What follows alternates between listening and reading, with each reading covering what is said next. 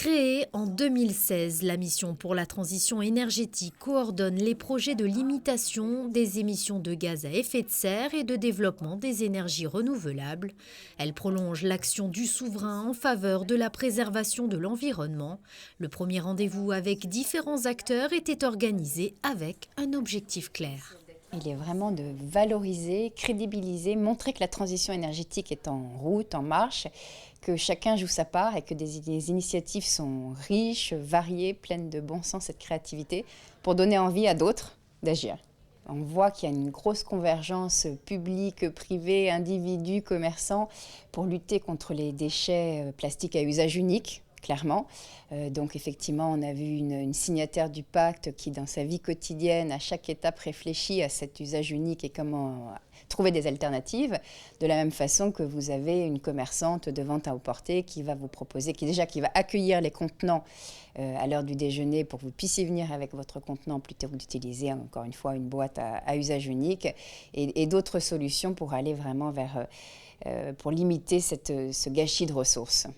Pour la principauté, la transition énergétique consiste aussi à créer les conditions du changement vers des projets moins énergivores.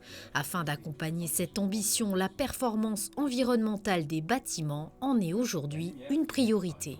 Nous devons réfléchir à la façon dont nous travaillons.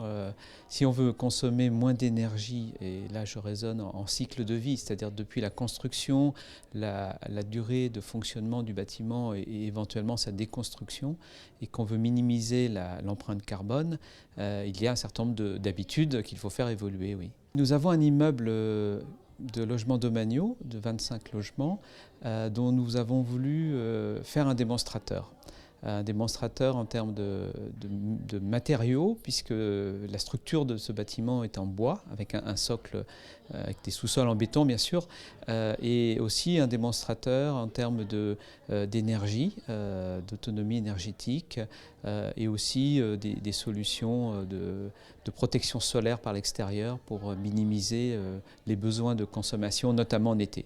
La communauté signataire du Pacte national pour la transition énergétique s'agrandit en accueillant le 1000e adhérent.